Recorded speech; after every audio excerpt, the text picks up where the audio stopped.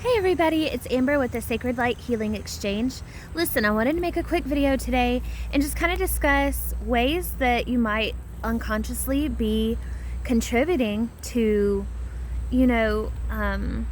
hindering the earth and the people and the inhabitants of it from healing. Listen, so when you are not conscious of your thoughts, your thought patterns, your beliefs, what you share, what you say, what you feel, and where you're directing these things, you could accidentally be sending, lower vibrations. So these thoughts and these feelings and things like that hinder, that create contrast instead of sending light and love and healing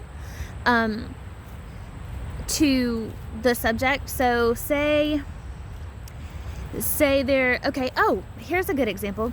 There is currently a photo of our president being shared that I've seen a couple people share on my newsfeed of the president.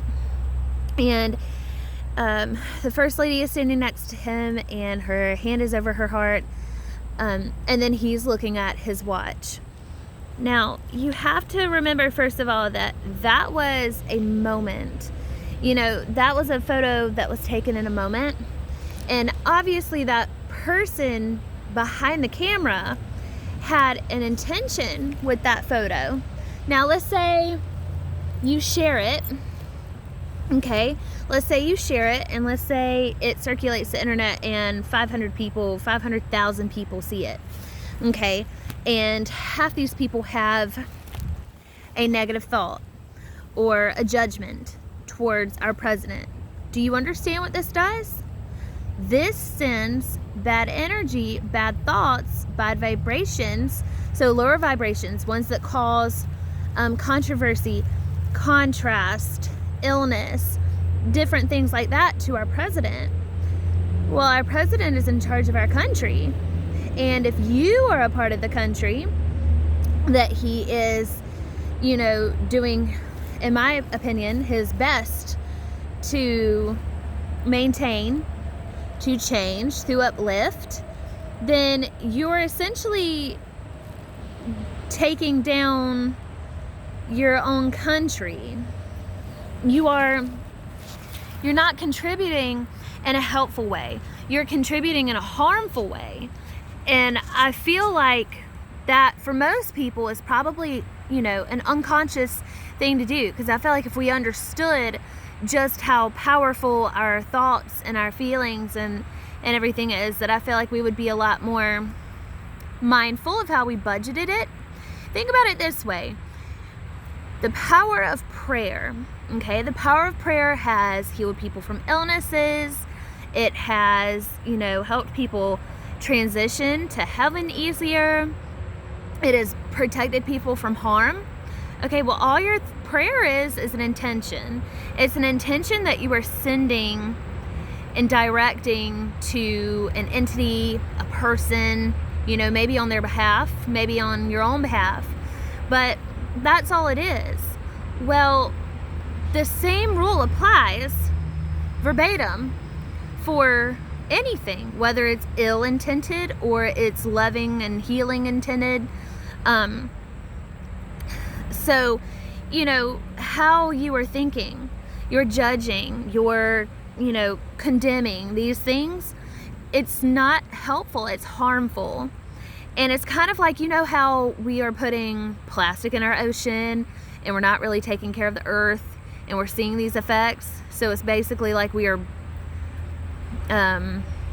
our own ship, we set our own ship on fire kind of thing. Well, you're doing that to the country basically when you are, partake in these activities.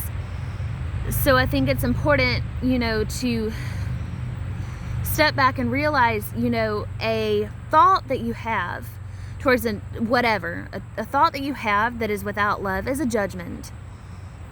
And if one of the things that you were called to do, maybe through your religion or your belief system, maybe not, but hopefully, is to not judge.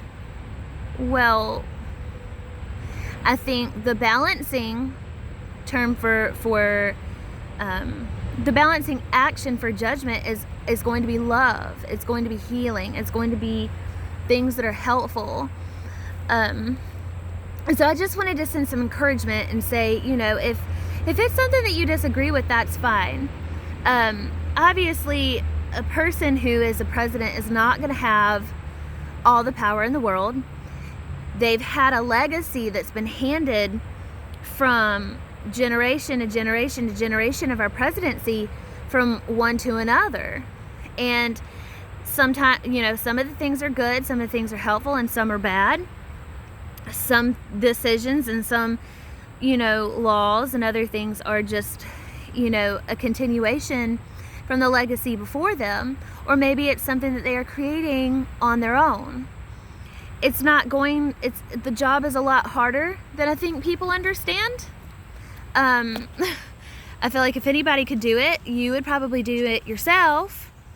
And obviously I see a lot of people who think they would do a better job. I disagree. I digress. I think the best thing that you can do for a situation, for things that you don't agree with, instead of sharing stuff on Facebook, is going to be to get on your knees or whatever you need to do to feel like you are sending love and prayer and guidance or whatever on the behalf of, first of all, yourself and your country, but on the behalf of our president too. That job is not easy. If you go through and you look through the pictures, these people age a lot in their time that they're in, office. So I just think, that's one of the ways that you might be hindering healing. Not taking care of yourself, not taking care of the environment around you, and then not sending good things and beauty and recognizing the beauty in the environment around you. It's very important that you budget with intention. Everything that you're sending out, that would be, it's equivalent to,